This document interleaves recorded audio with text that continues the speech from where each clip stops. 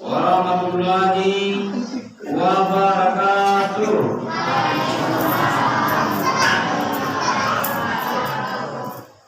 Innal hamdalillah nahmaduhu wa nasta'inuhu wa nastaghfiruhu wa na'udzu billahi min shururi anfusina wa min sayyiati a'malina.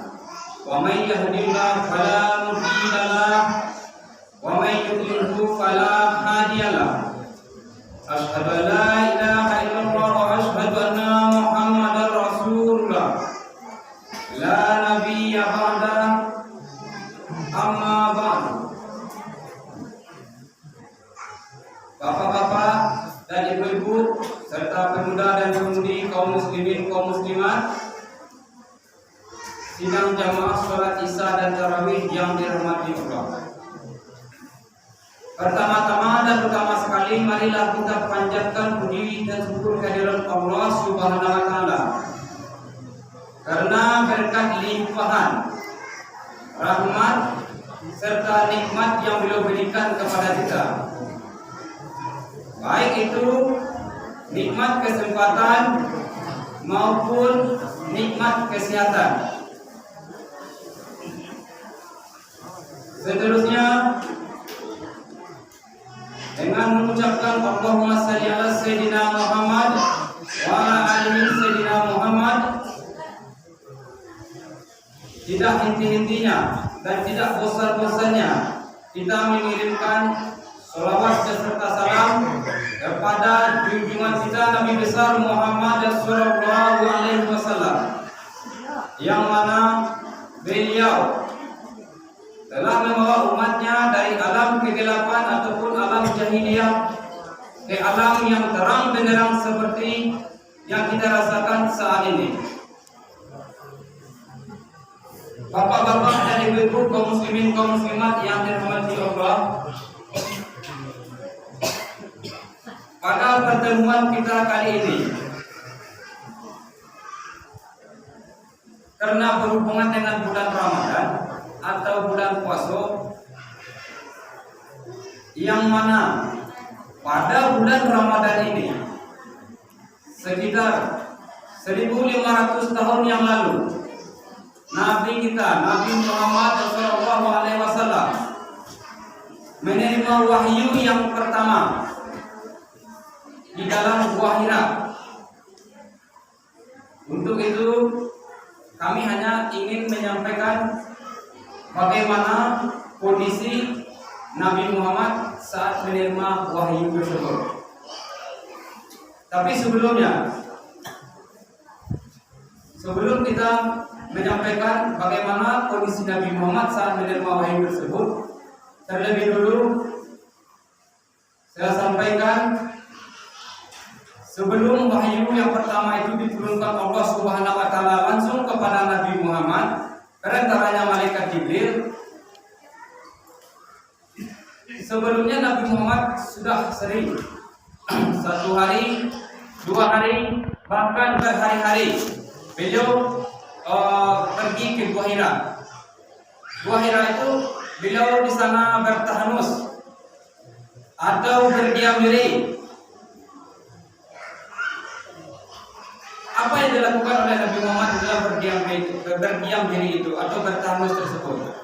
Beliau berdoa kepada Tuhan tentang kaumnya di waktu itu, sehingga sampailah pada saat turunnya wahyu yang pertama tersebut, yakninya lebih tepatnya 17 Ramadan sekitar 1500 tahun yang lalu.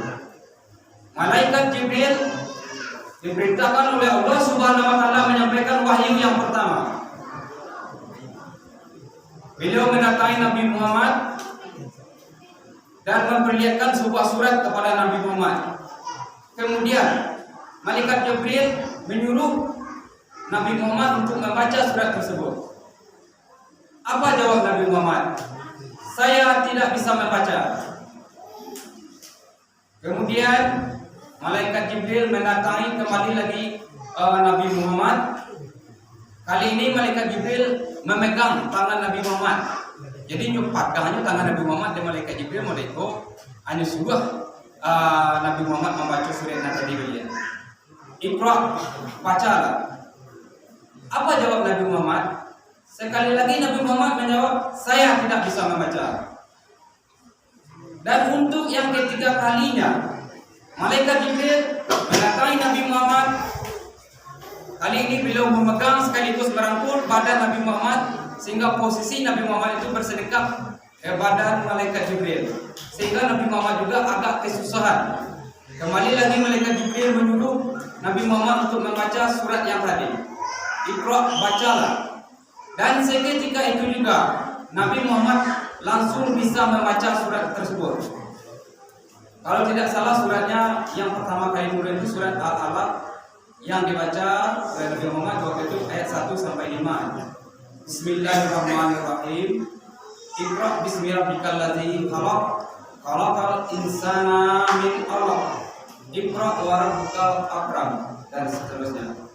Sampai 5 ayat dibaca oleh Nabi Muhammad. Setelah Nabi Muhammad membaca surat tersebut, malaikat Jibril melepaskan rangkulannya sekaligus pegangannya.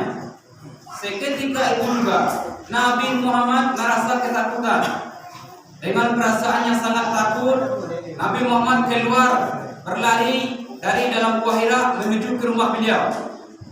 Di saat itulah Nabi Muhammad dilantik oleh Allah Subhanahu wa taala sebagai rasul.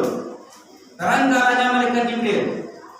Jadi lebih kurangnya Bapak-bapak Ibu monitor. Nabi Muhammad lari dari Gua Hira, lari di bawah. Kemudian diikuti oleh malaikat Jibril yang terbang dari atas sambil berkata, Muhammadar Rasulullah, Muhammadar Rasulullah, kata malaikat Jibril. Jadi di saat itulah, di saat menerima wahyu yang pertama, di saat itu juga malaikat Jibril dilantik, Nabi Muhammad dilantik sebagai seorang rasul oleh Allah Subhanahu wa taala langsung, rantaranya malaikat Jibril. Pada saat itu kalau tidak salah umur Nabi Muhammad 40 tahun 6 bulan 23 hari. Seterusnya untuk wahyu-wahyu yang selanjutnya. Bagaimana kondisi Nabi Muhammad untuk wahyu-wahyu yang selanjutnya? Di sini kami akan menyampaikan 4 macam, Bapak-bapak Ibu. Yang pertama, wahyu itu turun, malaikat Jibril mendatangi langsung Nabi Muhammad dalam bentuk atau rupa seorang laki-laki. Kemudian beliau sampaikan wahyu kepada Nabi Muhammad, ditiupkannya wahyu ke dalam lubuk hati Muhammad. Tapi ada kalanya malaikat Jibril ini mendatangi Nabi Muhammad di dalam rupa salah seorang wajah sahabat beliau yang bernama Dilyah Al-Kalbi. Itu yang pertama ya Bapak-bapak, Ibu-ibu, kaum muslimin, kaum muslimat. Yang kedua, wahyu itu diturunkan Allah Subhanahu wa taala kepada Nabi Muhammad berupa seperti gerombolan lebah. Jadi kalau gerombolan lebah, kalau bahasa Jawanya ba'a model lebah lalu ngau-ngau di telinga awak, model itu terangkan waktu itu di Nabi Muhammad. Jadi kalau terangan dan serupa itu di Nabi Muhammad, berarti wahyu akan turun. Wahyu baru akan turun juga. Jadi seketika itu juga Nabi Muhammad memanggil mengumpulkan para sahabat beliau. Kemudian Nabi Muhammad menyampaikan wahyu yang baru terima tadi kepada sahabat. Kemudian para sahabat menulis wahyu tersebut. Yang ketiga, malaikat Jibril itu mendatangi Nabi Muhammad di dalam bentuk atau rupa beliau yang asli. Beliau mendatangi Nabi Muhammad, beliau bercakap-cakap dengan Nabi Muhammad. Kemudian seperti yang tadi, kembali lagi beliau meniupkan wahyu tersebut ke dalam lubuk hati Muhammad, ke dalam lubuk hati Nabi Muhammad. Jadi nanti setelah sadar Nabi Muhammad sudah merasakan ada wahyu di dalam lubuk hati beliau. Ketika itu juga beliau menyampaikan wahyu tersebut kepada para sahabat. Dan para sahabat beliau sekali lagi menulis, mencatat wahyu tersebut. Dan yang keempat, nan kampeku ikulah nan paling barek ujiannya di Nabi Muhammad. Bantuannya wahyu dan turun. Sehingga paling baik ujian untuk Nabi Muhammad. Yakni wahyu turun berupa gemercik lonceng. Kalau gemercik lonceng bahasa awalnya itu bunyi lonceng. Kalau mau dia bunyi lonceng pun dan terangga di Nabi Muhammad, ikut telinga beliau sakit, kepala beliau sakit. Bahkan Nabi Muhammad itu sendiri sampai mengeluarkan keringat bapak-bapak itu. Walaupun pada saat turunnya wahyu tersebut di tanah Arab sedang berlangsung musim dingin, akan tetapi kalau wahyu tersebut turun seperti bunyi lonceng tadi atau gemercik lonceng, Nabi Muhammad sampai berkeringat. Bahkan Nabi Muhammad juga pernah menyampaikan kepada para sahabat beliau, seakan-akan roh saya seperti mau dicabut. Jadi seakan-akan roh saya seperti mau dicabut, kata beliau. Jadi apa hikmahnya untuk awak sama-sama? Allah mundi itu perjuangan Nabi Muhammad menerima wahyu. Awak sebagai generasi penerus dari Nabi Muhammad, awak tidak menerima wahyu. Awak Al-Quran awak tinggal membaca saja. Tapi kalau awak lihat tingkat bacaan Al-Quran di jorong awak kok, ada mengaji jorong lain, tapi di jorong awak kok awak lihat sangat rendah. Sangat rendah baru tingkat baca Al-Quran awak. Kok contoh saya bilang pasal gitu. Ibu punya dua sampai 2 orang.